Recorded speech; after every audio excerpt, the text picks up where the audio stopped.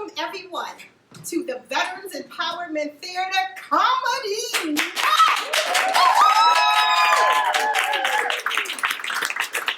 My name is Judy Welch, and I am the program coordinator for Veterans Empowerment Theater. I have been involved with ArtsUP for now 4 years, and how I got discovered with them.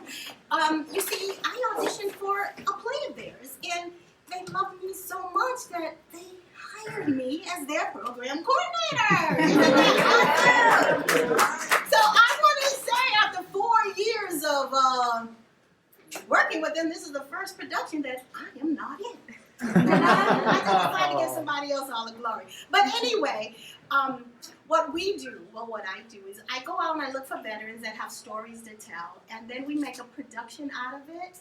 And sometimes we have a vet that will actually write a play, and then we will look it over, the staff and I, and then we will decide whether or not we want to make it into a production, and we normally do.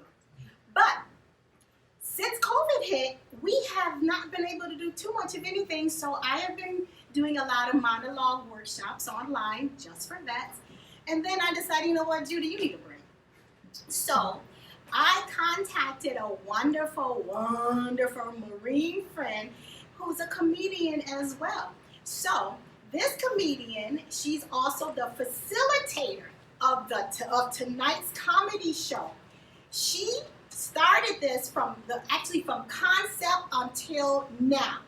So I want to introduce the host of tonight's show. Put your hands together. Start clapping, start clapping, ladies and gentlemen, the one, the only, your girl, teacher!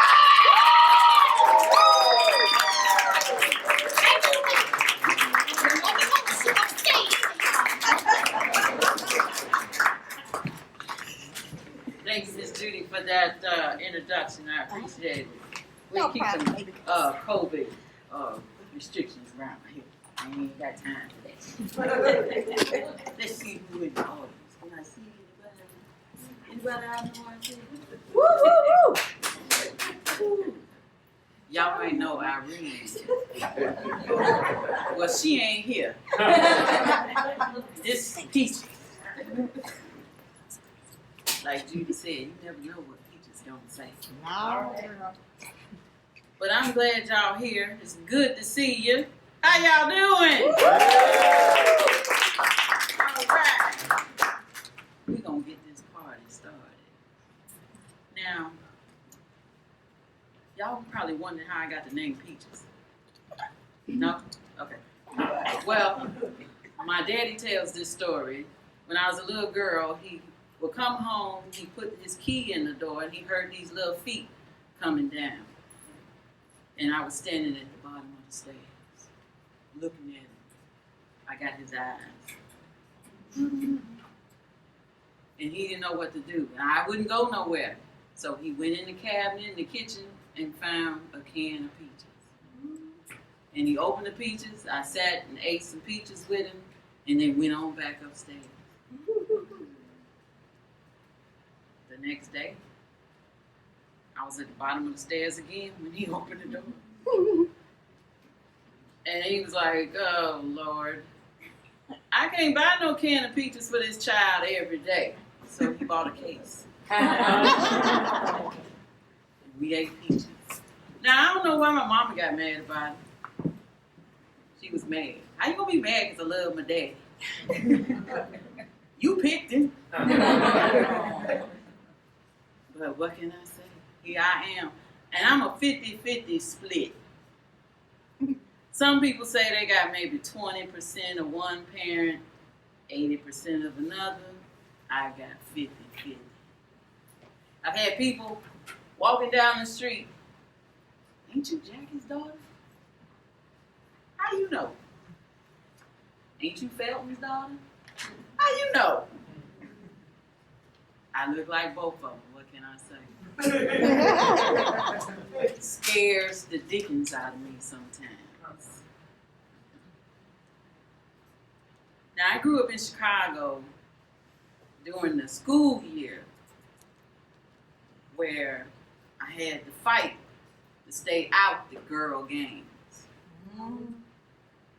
In the summer, though, I went to Alabama with my grandparents. I had so many cousins, we was the gang. We ain't go nowhere. We rode like 5, 6 deep. I tell you, I don't know how my grandmother did it. Now, I have a little story about how I have some uncles and aunts who are also my cousins. I know. They don't call it the dirty South or nothing. Well, enough about me. Let's get this show started. Clap for the next time. Now, introducing. Is this even on? No. I didn't even turn it on. Oh, I never. Start from the beginning.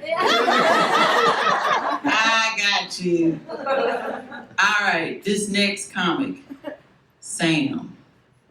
He's the world's greatest entertainer in his mind.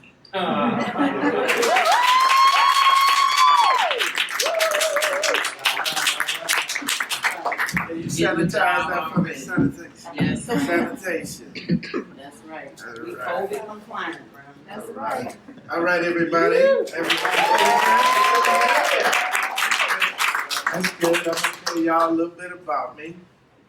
I grew up on the south side of Chicago in the housing project called Stateway Gardens.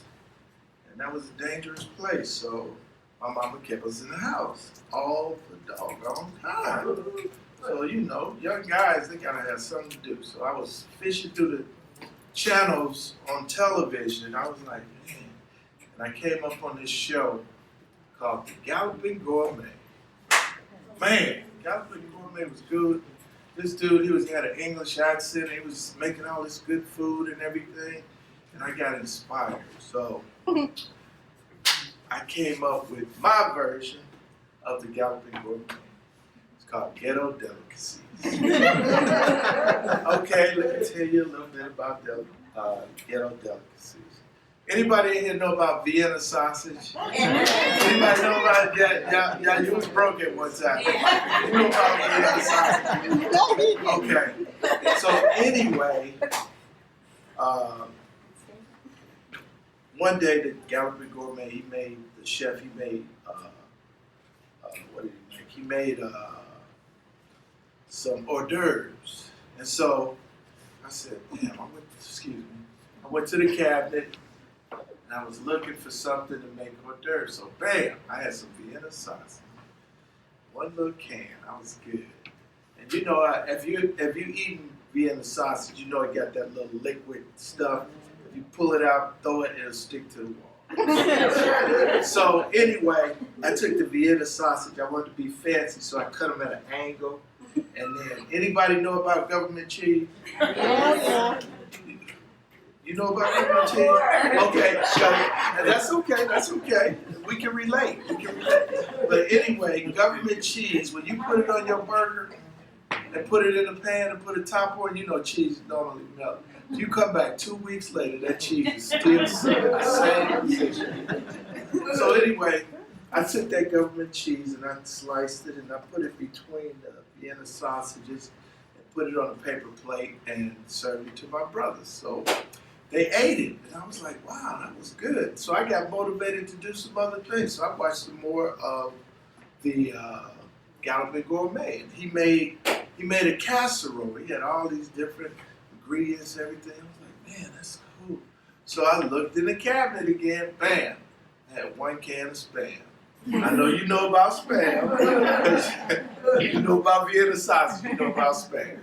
So anyway, I had 1 can of Spam, I took it out, put it in the pan, and then I had some Dole pineapples. You know those circles? Put that on top, and then I took the liquid from the Spam and I heated it up and made a sauce and poured it over and bam, that was my ghetto casserole. I was happy. So I was watching the Galloping Gourmet another time And he was making all these drinks. He was making all these cocktails and martinis and all that. And I was like, man, I was 11 years old, so you know that wasn't happening. So I came up with my version. I just made ghetto punch. And anybody know the recipe for ghetto punch? Okay, let me tell you. I'm gonna teach you something. I'm gonna learn you something. Okay, it's 2 gallons of water, half a pound of sugar, and 1 little pack of cherry Kool-Aid. All right, so I got another question for you. Does anybody in here know the flavors of hood Kool-Aid? Grape. Purple. Red. Red. And green. Yeah, y'all really from the hood. Really passed the hood test. But anyway, the hood flavors of Kool-Aid are purple, red, green, yellow, and pink. So those are the flavors. You don't call them orange and strawberry and all that. They are colors. So anyway, I made the Kool-Aid. Everybody liked it. I served it to my brothers. And then another time I was watching the gallery report, man, he was making what was he making? He was making those crepes. You know, crepes. You guys like crepes? You know, and they all light and fluffy. They almost float off your plate. And so anyway, I didn't have that fruit feeling that he had and everything. So I went in the cabinet once again and opened the cabinet, wasn't nothing in there. So I looked over to the refrigerator and I had a loaf of Wonder Bread. So what I did was I took that Wonder Bread, I took 2 slices, put one in this hand, and then I put some sugar on it, and then I took the other one and I jammed them together. You know, got to be flat. Then I put it in Crisco, deep fried it, served it to my brothers again. They tore it up. But anyway, thank you very much. You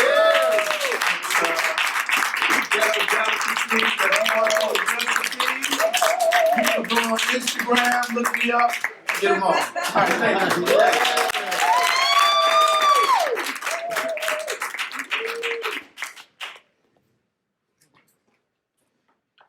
Ooh, Sam, you starting to be like Jesus and feed all these people. I was a latchkey kid. We had delicacies too. You ain't the only one. Y'all wanna know what my special sandwich was? Well, I had 2 actually. What? The first one, which sometimes I still eat today, mayonnaise sandwich. But it's gotta be Miracle Whip. Ain't a sandwich without Miracle Whip. And the other one was, y'all know that bologna that you used to get with this red stripe? You gotta take it off and fry it. Gotta burn it a little bit. It's not bologna, not the right kind of bologna unless you burn. You gotta have some burn. Now y'all might call that black and Cajun, but we call it burn. And then it bubble up in the top, and you gotta cut it a little bit so it lays a little flat. Then I put that government cheese that you was talking about. Put some of that on there. Then, y'all ready for that's the real toppings, right? Barbecue Lay's potato chips. Girl! High five, thank you. Somebody else around here know how to eat right. Barbecue Lay's potato chips, but we wanted dessert all in one. So I took the lemon cream from the lemon cookies and took that and put it on my sandwich. Yes. Ooh, I could taste it now. You done brought back memories, Sam. All right, y'all. Sorry. All right. Clap it up for the next comedian. Clap it up.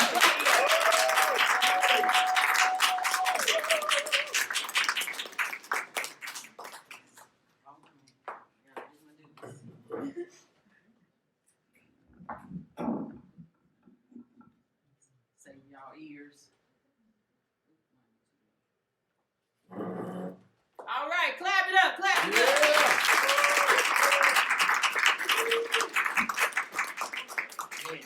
Next is Les, a Korean War veteran looking for his first ever laugh in front of a live audience.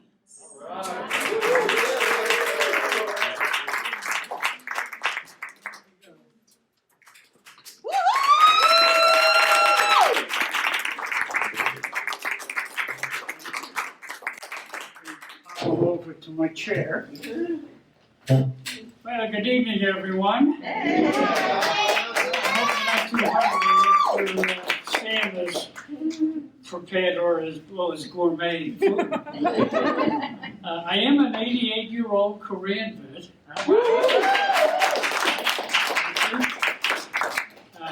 And I stopped working in 2002. And those Social Security checks just keep coming. And I think I beat the system. And then, to top it off, what happens is we get stimulus from the government, and even from California. And the only problem is that my wife's not that very happy about the stimulus. She says for some reason since 2002, stimulus has never worked on me.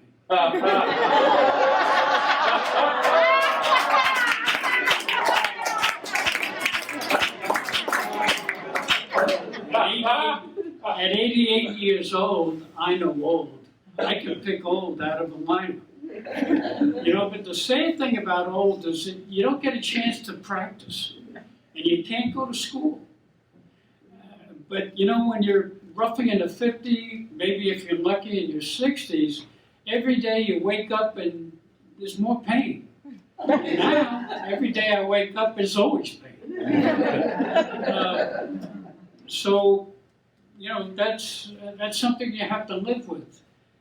I guess my short-term memory is another reason I'm 88 or vice versa. Okay? But you know, the funny thing about it is all the young people, they start to notice how you feel and how you look and how you act. And they say, you know what's going to make you feel better? I'm going to call you a senior citizen. You know, and I'm going to be interested in what you have to say and what you're doing. But then, you know, you take the family out to the restaurant and the waiter hands you the kids menu. Okay? You walk out to your car and you try to open the door and you realize your keys are back home. You're not back in the house. And then what's even worse, you go shopping with your wife and you're in Ralph's and she turns right down the Depends aisle. You know, it's a real problem. But speaking of not working, the other night I'm sitting in my wheelchair, and I really don't need a wheelchair. You know, I need the cane, but the wheelchair is very convenient and very comfortable. But you know, I got that wheelchair rather than a recliner, and the way I got the wheelchair is my wife broke her hip, but I didn't throw her out. I waited for her to get better. Okay? And, you know, but anyway, going back to watching TV, I'm watching a commercial the other night, and this young, nice-looking woman is walking up a 2-lane highway, and the camera pans down to her shoes, and she's walking briskly. And a couple of seconds later, a car pulls up, and the guy rolls down his window, and he says to her, "Hey, you were supposed to be home 3 days ago." And I said to myself, it took him 3 days to miss her? Maybe she should keep walking.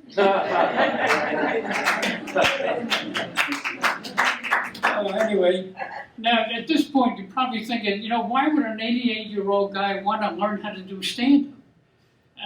I have no shame.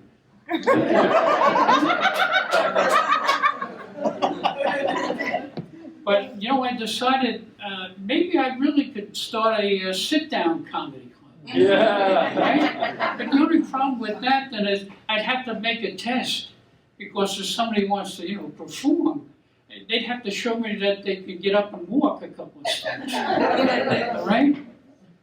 Or or perhaps they have to prove that they wander off every month for an evening. You know? Or maybe even worse, they have to get a doctor's note and say they have to get up and pee at least 3 or 4 times a night. Okay? So, you know, that's why I'm in stand-up comedy. Okay? Now, I took a class here, and Judy explained, and then Peaches, of course, is our teacher, and I've learned so much from all of the other pupils. I call them pupils. I mean, they're all, you know, adults. But you know, they say, you know, to learn how to tell comedy is you got to pick a subject that you know something about, or you like, or you have a hobby, and then what you do is you get a piece of paper, 8.5 by 11, you know, plain piece of paper, and what you do is you write a short little segment. If you give me an example, the school is hard. And so you write that, you draw a circle around that, and on the outside of the circle, you put teachers, girls, guys, coaches, homework. And then what you think about is, well, what's sort of funny about each one of these little items? Well, I got a stack of paper about that high and nothing funny. Right? And then I read another comic, and he said, you know, the way you get famous is you have a phrase that you repeat. Like Steve Martin, excuse me. Well, when I had my own computer company, our motto is you got to do it to do it. You know, like I've always wanted to fly a jet airplane, but my driveway's too short. I'm going to close at this point with a joke that you will like. You know, I mentioned my short-term memory. I was an engineer when I first got out of school, and engineers are children. And we like cartoons, we like jokes. But probably the one and only joke that I ever remembered was one about little Susie. And little Susie's playing in the backyard, and Mom is in the kitchen, and her kitchen window is overlooking the backyard, and she sees all these little kids running around having a great time. All of a sudden, Susie bursts into the kitchen door, says, "Mommy, Mommy, can little 12-year-old girls get pregnant?" She said, of course not, my dear." And she ran outside, she said, "Okay, guys, back in the tent, same game." Thank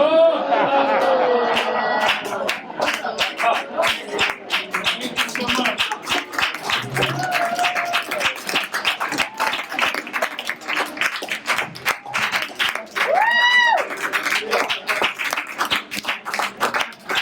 Yeah, I'm gonna trip over the chair. That's really funny.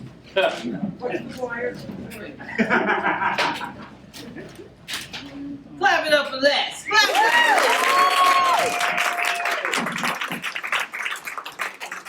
Shoot, don't tell me people can't be funny.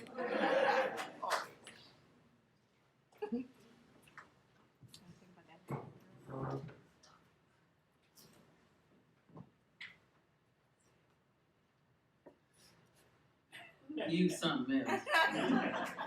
We're gonna have to do another show. But it won't be clean. We'll talk later. All right, y'all. Coming up to the stage. Well, you know what? Talking about age. That is right, because I recently turned 60. And thank you. And people tell me I don't look my age, but I say, honey, let me tell you, the bones tell a different story. One day, it took me 20 minutes to roll out of bed.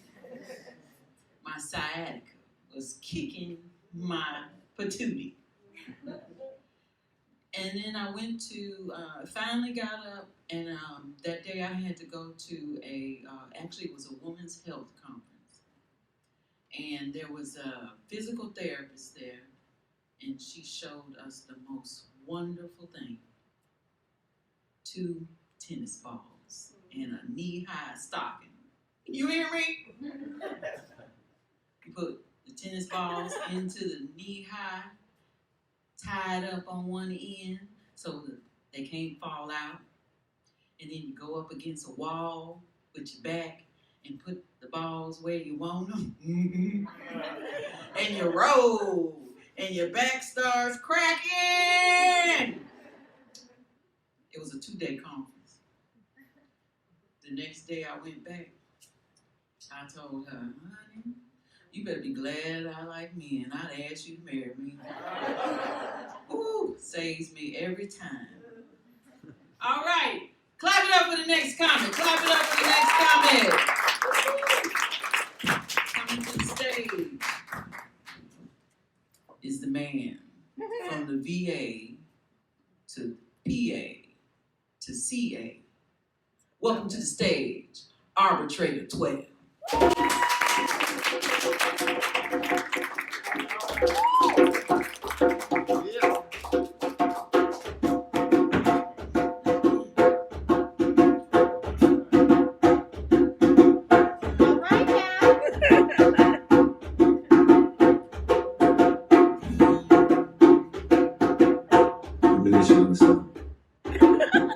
No woman, no cry.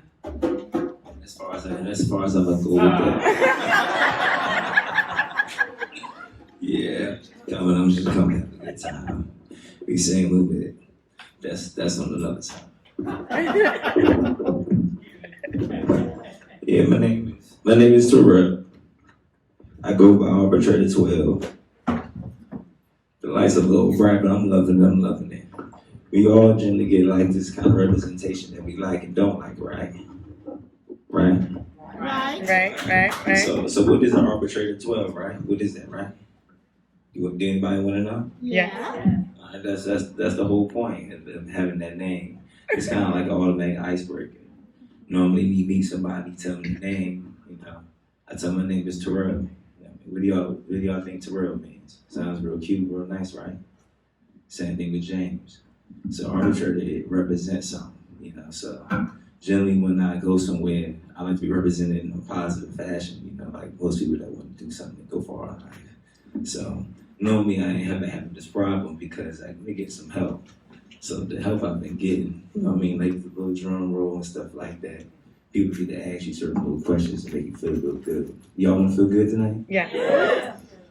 Yes. You know what I mean? So we like that. How can I start this off? I feel like a bad guy. Everybody want to grow and build their credit, right? So if somebody would, you don't know. So you Google me, my name will come up, not come for music.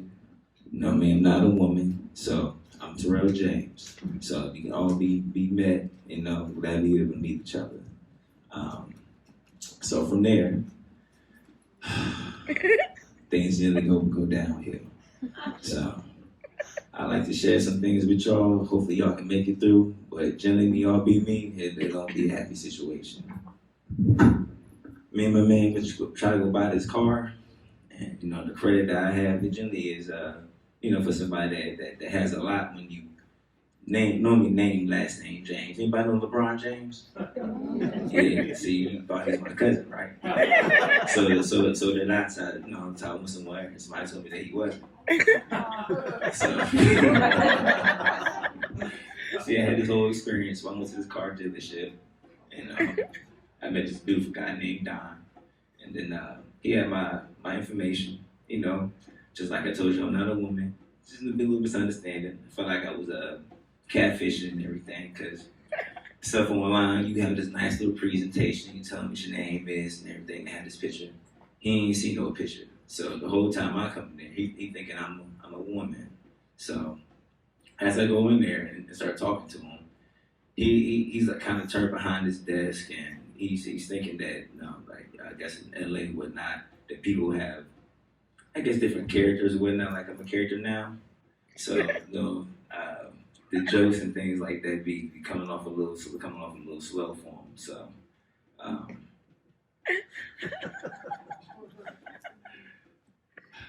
It's okay.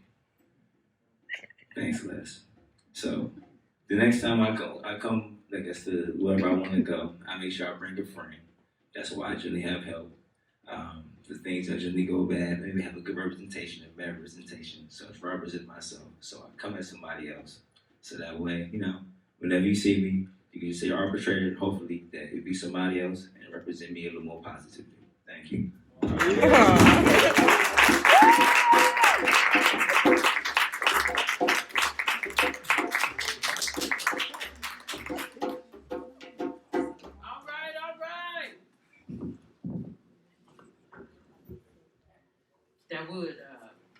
That would mess somebody up. For somebody, a black man, to when somebody looks his name up on the internet, they see a white woman. And then you show up. They invite you to come get a car, and then you show up, you're a black man. They're like, okay, where the cameras at? Somebody playing jokes. All right. Clap it up for the next comic. You've only heard of this next comic when someone uses his name as an example. Please help me welcome John Smith.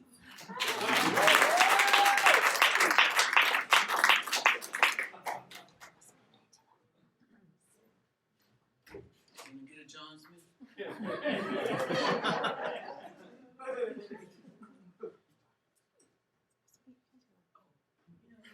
That's right.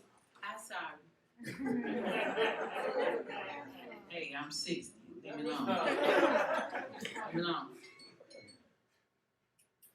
So next, now, for men in here, it's men in here, right? For you men, y'all better make sure y'all clean y'all fingernails and check your toes and all that, cause here come the cleanup woman. Introducing Angela, who enjoys acting and skiing and giving weed to her friends in need. That's another story for later.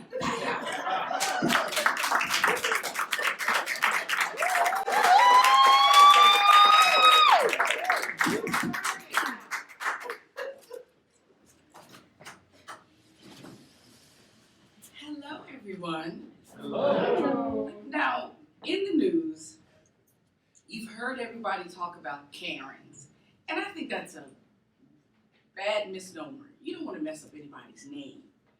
So back in my day, we didn't call anybody Karen or John or Joe. We gave them acronyms. Now, I'm a skier, like Peach said. And when I go on the slopes, I look good. Just telling you, I put my helmet on.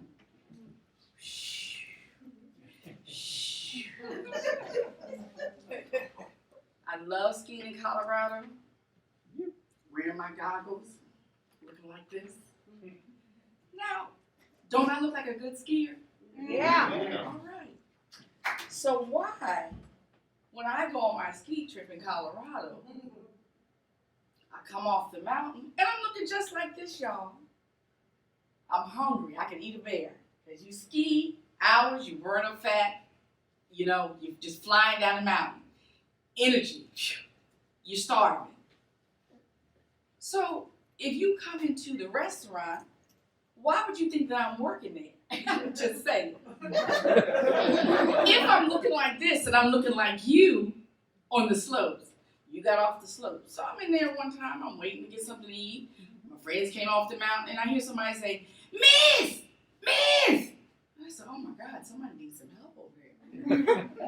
So I asked the waiter, I said, is anybody gonna come over this side? Because I'm really hungry. He goes, yeah, ma'am, I'll send somebody over. I said, thank you. The boots are heavy. I mean, they are solid heavy. Again, I hear, Miss! I said, sir, I think that woman's having a heart attack over there.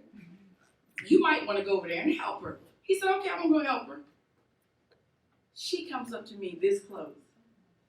Miss, are you going to help me? I said, you see the helmet? You see the goggles? Why the heck would you think that I'm going to be serving you? I'm skiing just like you. Notice the helmet. Notice the goggles. Notice the daggone boots. I'm just saying. And see, we didn't call them Karen. We call them CWW, crazy white woman. I don't know what to say.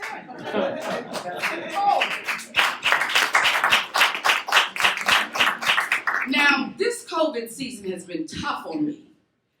I have a girlfriend here, I won't say her name, and we walk to get ready, to keep up with the young girls in LA, because it's hard out here for, So when COVID hit, I said, dang, they're not gonna notice us. Valerie, what are we gonna do? I said, oh, I'm sorry. I said, we gotta step up our game. So I said, you know what? I'm gonna make myself look different. So when you go out in the daytime at work, you wear the glossy mask. Because you want the men to know that you're still fun. I can still hang with the young girls. So I put that on. That didn't really work. So then I said, okay, I want them to know that I still play sports. Then I put on the Dodgers mask. Oh, she's really a round-the-way girl. She's good. That didn't work. So I said, okay, I want them to know that I'm politically active. Vote. So she's got some sense. So my mask says vote. It's like, okay, she's not dumb. She's got some sense. That didn't work. So I said, okay, let's put on some Michael Kors. Let them know that I have some money, not much. That didn't work. I said, okay, we have to show that we're politically active. God and country, God and country. They'll think, okay, she loves the United States of America. She's all right. Apple pie. We'll take her. Okay, that doesn't work. I don't live too far from Rodeo. So I said, let me put on Chanel because I really got to compete with those chicks on that street because, they're high end. That didn't work. Nighttime comes. All right, I'm ready to move. We're not going too far. We're just walking the neighborhood, but you got to look good. You got to sparkle. So I want to sparkle. When that didn't work and I couldn't find any men, I had to go to my old faithful, famed church, usher board number 4. So they know that I'm a really holy girl, okay? She's not too much of a freak. She does go to church. Praise the Lord. It is hard out here for us competing with all these young girls. Then you get the man, okay? You got to go to his house and see what kind of cleaning supplies he has. Because if you don't have the right ones, COVID, you got to stay away. You got to get the alcohol wipes. The hand sanitizer alcohol wipes. If that doesn't work, you got to try that one. Then you got to try the antiseptic. I'm like, how many daggone wipes do we need to get in America? This is ridiculous. And then when you go, there's none left. Everything's out of town. That didn't work. So then I had to go to my old faithful. Vitamin D. When I come out of this COVID, I want my immune system to be pumping, y'all. Then I got magnesium. You know what that is? Get everything churning and moving, all right? Apple cider vinegar. So that can be fresh. Potassium. Because at night, I get leg cramps. All this walking, trying to keep up with these young girls is just killing me. So the bananas don't work. You got to take the potassium. Then they want you to take black elderberry, 1,000 milligrams. Good Lord. I mean, just to keep up with these young girls when we get out of COVID. Because it's going to be hard because everybody's fighting. Because I don't do well with the eyelashes, y'all. And we know probiotics. You got to flush that stuff out. If you know what I mean. Especially if you're eating Sam's stuff. Zinc. Then I got cinnamon. Oh my God. I'm telling you, just to be clean, you gotta have all of this. So I flushed myself out. I've worn the mask. I've walked all over the neighborhood and saw places I didn't even know existed in my neighborhood. So that wasn't good enough. So when you go to these guys' houses, the wipes, if they don't have any form of Lysol, drop them, y'all. They're not worth it. Lysol. If there's no Lysol, kick them to the curb. And if you can't find any bleach in anybody's house, he is not the man for you. Okay? Come talk to me. I'll tell you what else you need. Okay? Thank y'all.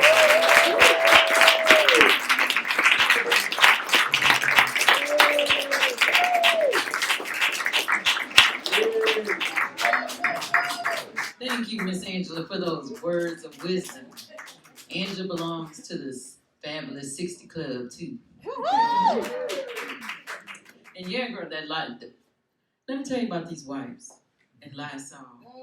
I go to work. I don't care if I was there yesterday. I spray my chair when I come in. I got all my bags on me. I spray my chair, wipe down my desk, my keyboard, my mouse. One guy come over. You gonna do this every day? If you want me to come in here, I am. Now, if you got a problem with it, send me home. I'll be glad to go home. I wanted to stay there anyway. I almost called in sick today. All right. So now, you've only heard of this next comedian. Well, you heard about him a little while ago, but when someone uses his name as an example, please help me welcome.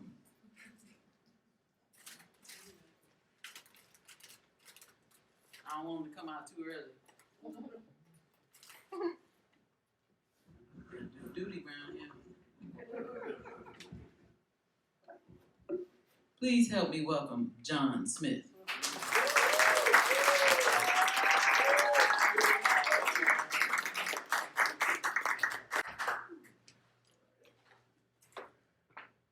Right. I use the name John Smith just in case things don't go well. Because if not, tomorrow I'll be John Doe. Brought this cane just in case. Thank y'all for coming out. Wow, y'all look great. All right, look great. Yes, with your hairdos. All right. But this is what it looks like to have your hair done. I finished this 20 years ago. Mission accomplished. I think I see some members out there. Hey, how you doing, sir? How you doing, sir? See some members? The Ball Club. All right, all right. Why is John dunking his head like that? Because that's how bald people greet each other. It's like that. We have a reflection connection. Yeah. Yeah, we know what you hair people have been through. With all that hair.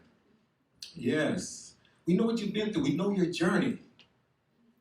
So, bald people, we don't really get recognized. We graduated. So I think it's about time for bald people to get an applause. Let's applaud for the ball. Let's applaud for the ball. There we go. Applaud for the ball. This is how bald people clap. We can only clap by tapping the top of our head. Yeah, I got a headache now. I miss it though. I miss my hair. Yeah, I used to wash it every day. Years later, I watched it run away. My hairs were staring at me from the sink. We're out of here, man. We're tired of you brushing us off. Coming us over with that do-rag, it didn't do nothing. But I evolved though, because I went from an Afro pick to a hairbrush to Windex and a squeegee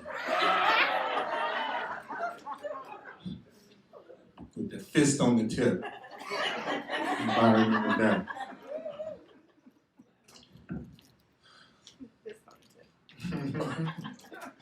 Yeah, so for the rest of my set, keep your eyes down here. Eyes down here now. Eyes down here. John Smith. Did you believe that? They were like, is your name really John Smith? Is your name really, really John Smith? I'm like, it depends. It depends, because sometimes I need to be anonymous. So I have options with this name. Sir, we're serving you these papers. What are you talking about? My name's Jerome. Sir, you won this money. Oh, yes, I'm John Smith. Yeah. I didn't realize about my name, how common it could be, until I was in the military. And my roommate was the first one to actually show me by telling me a little something about my name. He's like, Lance Corporal John Smith? John Smith? Are you a spy? Like, no. Then the joke started. Okay, so your name's really John Smith. Did your parents copy your name from a sample birth certificate?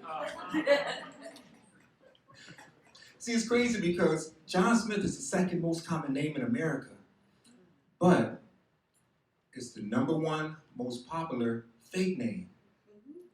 Yeah. After I left the service, I remember going in to apply for a job. I sent my resume in, they called me in, said, come on in for an interview. And I went in for the interview, and the lady saw me, she was like, you're John Smith? I said, yeah. She said, you're John Smith? I said, yes. And she was like, okay. I was like, what did that mean?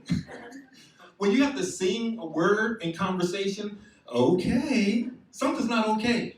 I was like, sweetie, I love you. Okay. I'm gonna eat that last piece of pizza. Okay. Don't be singing words. Don't be singing words in conversation. Don't do that. Don't do that. Somebody said, you always complain about your name. Why don't you just change it? I'm like, change it to what? I mean, and why? And at this point, why should I? Because the last time someone changed their popular name to something that was less common, he changed it to a symbol, but we still called him Prince. So in this day and age, what should I change my name to? An emoji? Of a brown peanut wearing a black shirt with a big smile? Marine Corps emblem? At this age, you know, I'm not going to change my name, but if I had to change my name, my last name would be Care, and my first name would be I Don't.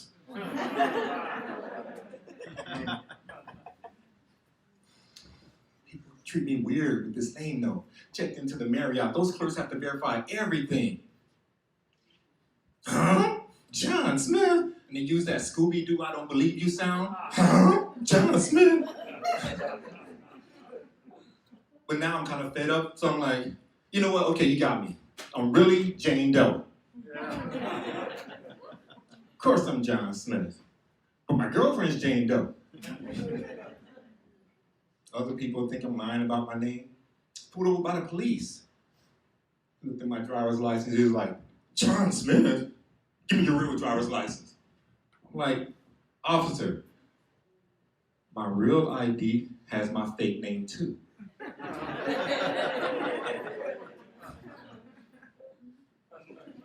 Little kids and pilgrims, they say the same thing. Where's Pocahontas?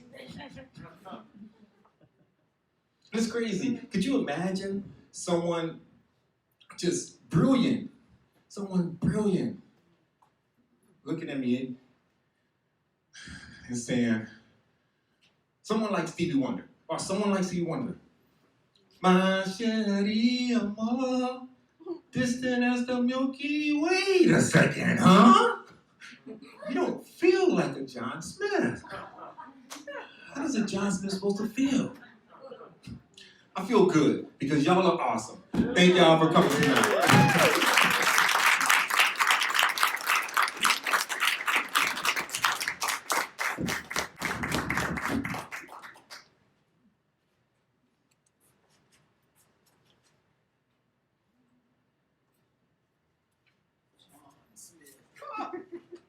Y'all remember that movie, Mr. and Mrs. Smith? Yeah. I didn't see it. I didn't like my name growing up. Oh, I ain't tell y'all my real name. I'm not either. I'm not going to. I'm Peaches. All right. Y'all ready for the next comic? Yeah. All right, we'll start clapping.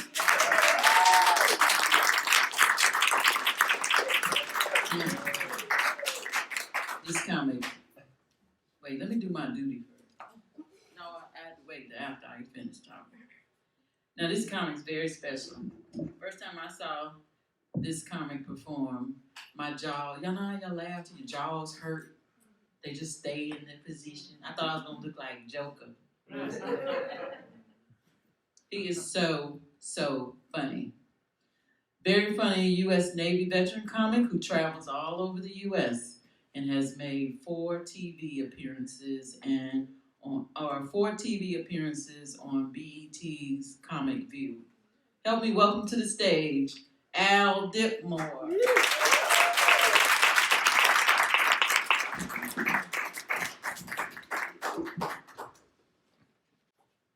Hey y'all, keep that energy going. Keep that energy going. Give it up for all the vets that you have seen so far.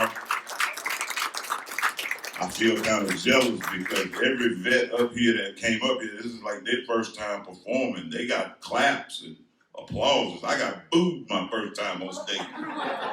They booed, boo, boo, boo. Go write your jokes.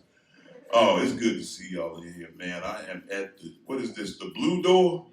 I'm putting this on my comedic resume, Blue Door, on Venice Blvd. People were looking at the flyer on online. They were like, "You gonna be at the Blue Door Theater?" Yeah. That's why I'm gonna be in the Blue Door Theater. Come check me out. All 42 seats gonna be jam packed.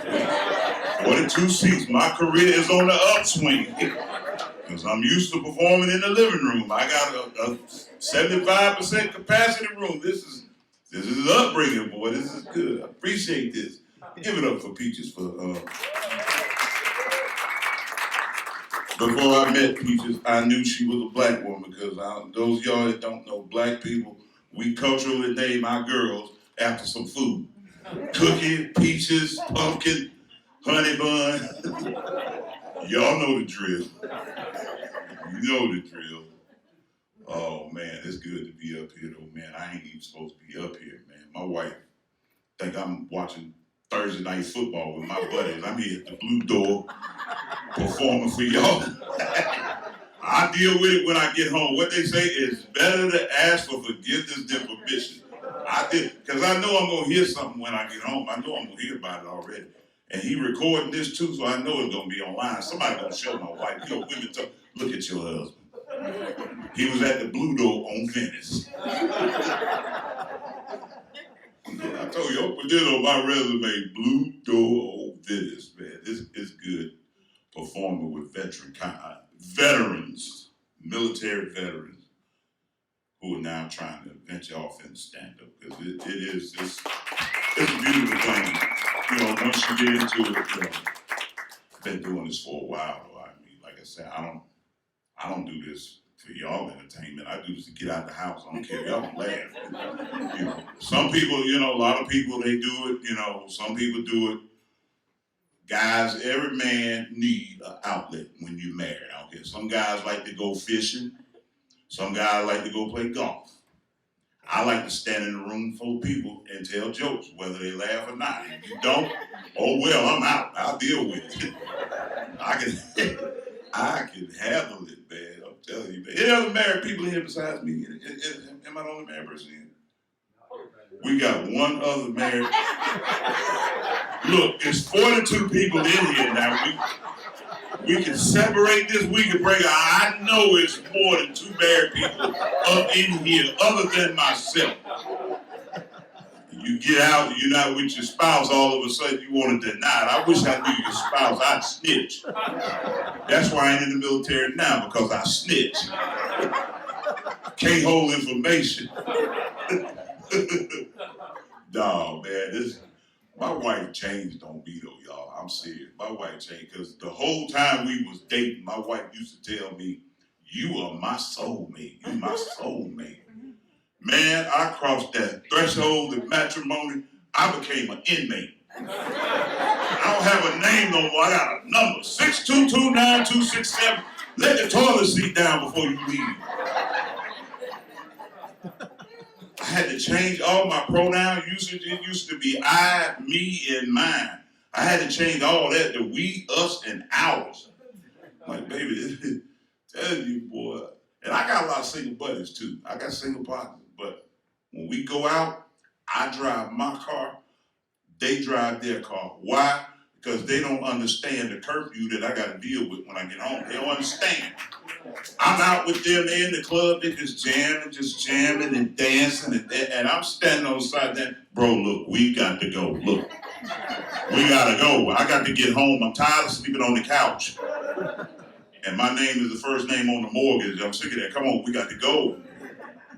You know, sometimes I don't even feel like I'm the husband in the house. I feel like I'm a slave waiting on Harriet Tubman or Nat Turner to come free me. Why you don't never let me go nowhere? I've been working hard all day. I come home and you still don't let me go nowhere. This ain't fair. You know, most of y'all probably out here, you gonna take care of your loved ones when you left behind, the ones you leave behind when you die. I already told my wife, I am not leaving a will. I'm leaving a want, because nobody gives me nothing when I die. I, Al Dipmore, won't be leaving anything of significant value behind for anybody. I ain't doing it. I'm not gonna do it. I told, don't ask me for nothing. And I took my vow serious too. I told my wife, I said, if I get to the point where I can't take care of myself anymore and I gotta go to the nursing home, we going to the nursing home. And we gonna sleep in the same room. I don't care. Tell them slide the curtain when you use the bathroom. We sleeping in the same room. But I'm so possessive, you know, I can picture my wife, you know, going down the wing seat playing bingo, and I can see my obsessed self coming in. Who is this fool in here got you laughing, playing old maid with your stuff? Who is this? I can just see my obsessed. Oh, man. Yeah, I'm a grandfather, got 5 grandkids, man. I can't stand my grandkids. You know why I can't stand my grandkids? Because my grandkids recorded me snoring and threatened to extort the tape. They said, Paw, if you don't take us to Disneyland, we're going to show everybody how you snore. And you know, I didn't even know they had recorded me. You know, I'm laying in the bed one Sunday morning, right? And I hear all this laughing going on Sunday morning. I'm like, Joel Osteen really ain't that funny. Let me see what's going on. I step out, I look, there my grandkids in the floor. Look at Paw. I said, man, this is ridiculous. I love my grandkids, man, but can't stand them. They asking me, Paw, you gonna take us to Disneyland? And I'm like, nope. Disneyland having a pandemic. Paw can't take it. It's a pandemic. I'm not taking you to Disneyland. Because see, everybody think I had money during the pandemic. No, I did not get no money. I didn't get what's that, PPP that some of y'all illegally fill out that form, and the government get ready to come after you. You think you got away, went and bought a whole wardrobe. That wardrobe going back. What else they had? Stimulus packages. I didn't get none of that. I didn't even get an income tax return early in the year. It ain't that I didn't have to make the money or nothing like that. It's that I let limited tax services do my taxes. That's what I didn't get. I should have known.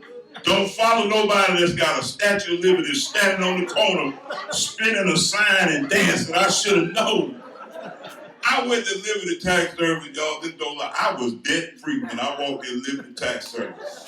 Man, I came out. I owed the neighborhood, the state, the beds, the butcher, the baker, the candlestick maker. I owed everybody by the time I left Liberty Tax Service. Like, I have never, ever come to deal with y'all ever again. Never. And I'm an involved grandparent too, man.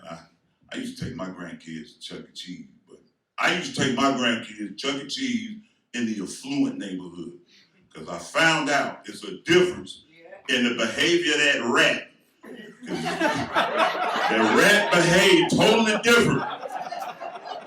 I took my grandkids up to Chuck E. Cheese, and the Chucky is playing with the kids. He hugging with. Why? Because he got a 401k plan. He got benefits. He gonna be all right. Man, I took my grandkids to Chucky in the urban neighborhood one time.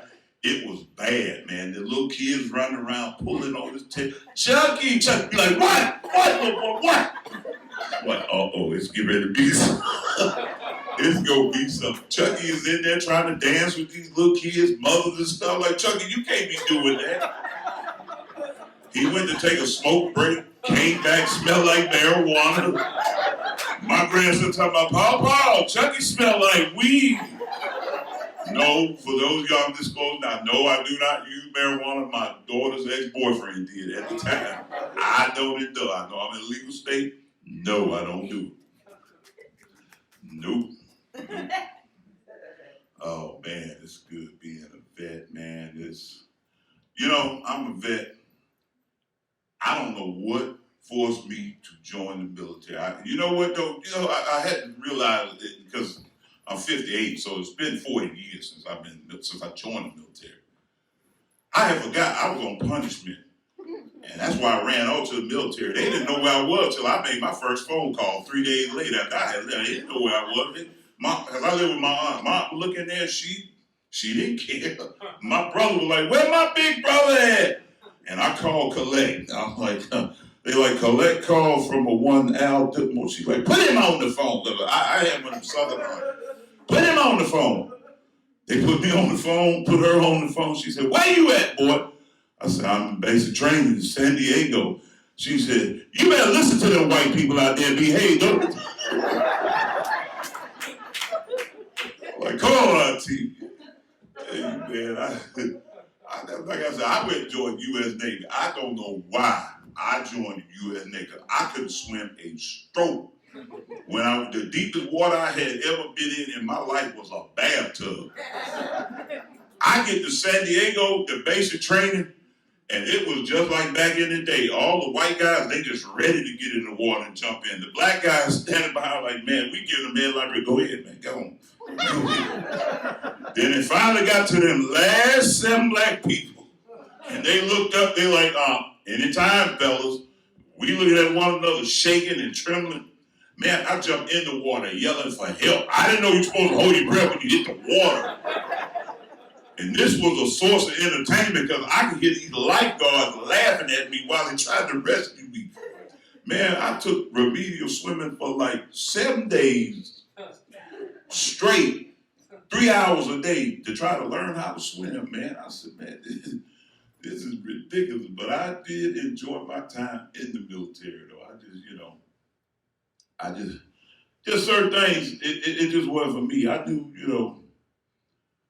everything wasn't for me, man. The people ask me, what made you join the Navy? I'm like, man, where else am I going to get my teeth fixed for free and get to make no down payment on the house? Now, they didn't tell me that I had to pay it. They just said no down. I jumped right up. They didn't tell me about all the other stuff. Oh, yeah, man. Things tripped me out, man.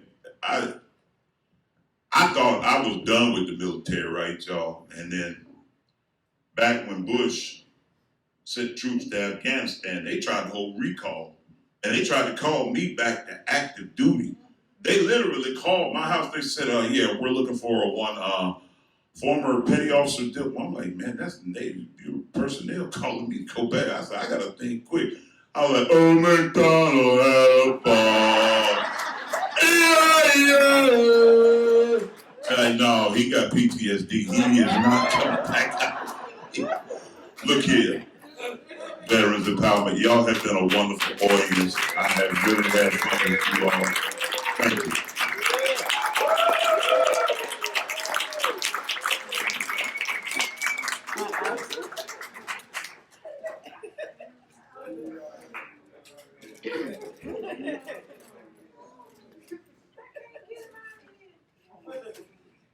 I told y'all he was funny.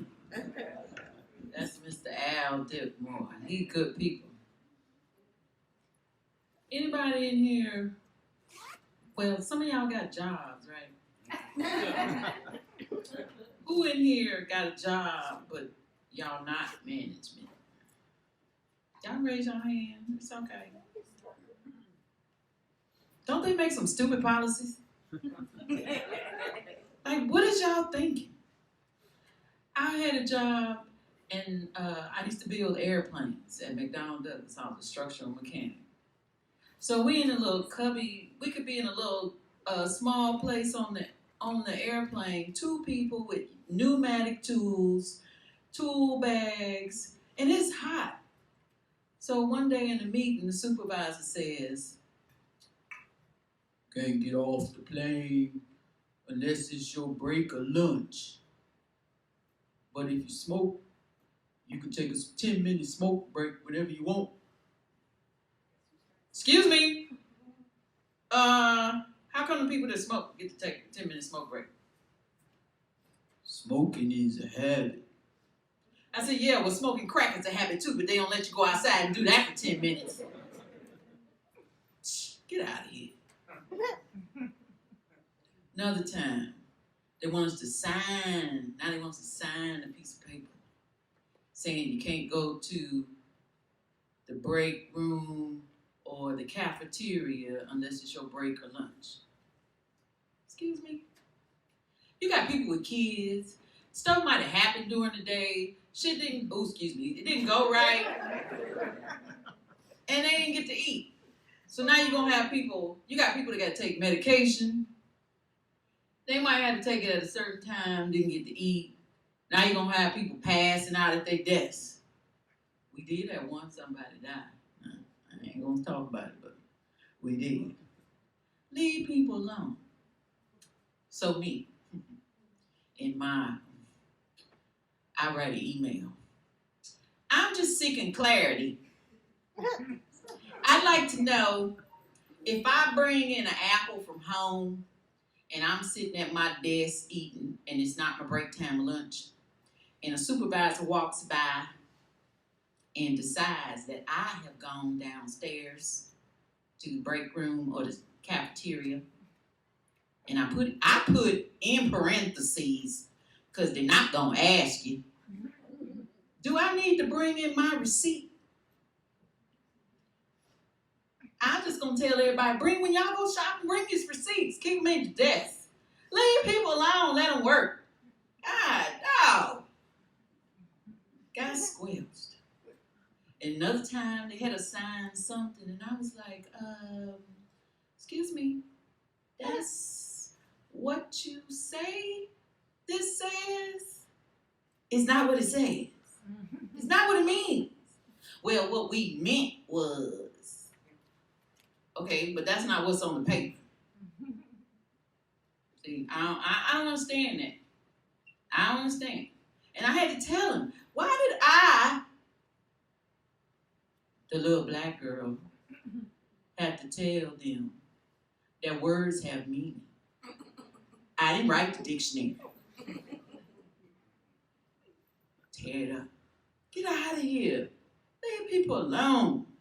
Got better things to do. What? Oh, excuse me, y'all. Irene wants to say something. Thank y'all for coming. I appreciate it so much.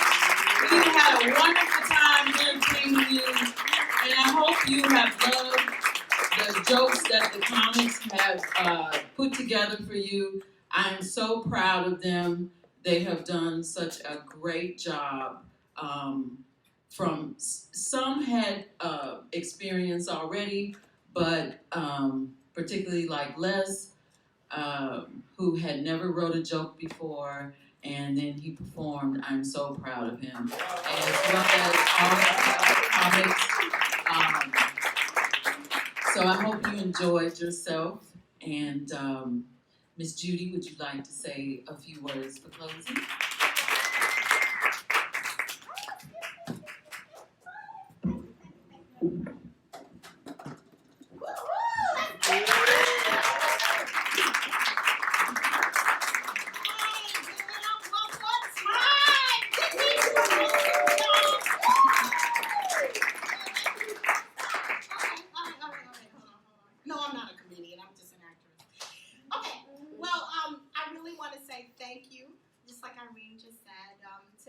For coming out. If you would like to be a part of Veterans Empowerment Theater, we still do monologue workshops. And I would like to say we are going to do an upcoming production that is actually written. I was able to say this on Zoom, so I guess I can say it tonight too. That was written by our very own Les. I can't leave his wife out either. I can't leave his wife out because she did help him and everything. So we will be auditioning. And if you are interested in being a part of it, whether you would like to audition and be an actress or an actor, or if you would like to work behind scenes, camera, whatever, call me. See me afterwards, okay? Again, thank you all for coming in. We do accept donations. I don't know if we have any envelopes. There's here. a Do we? QR code on the back of the program. That Okay, you can just that's my use. boss talking, you all. No, your coworker. Okay, no, he's my boss. He hired me. Okay, I know he says he co-worker, but I just want to say this too. I work for some handsome men. I really work, but they're all taken. Just so you know that. But anyway, thank you all once again. But like my Brian says, there's a QR code on the back of your program to make donations. So I would like all our comedians to come out and take a bow. Can they do that? That's what you do. Woo! Okay, yes. Please come out and take a bow.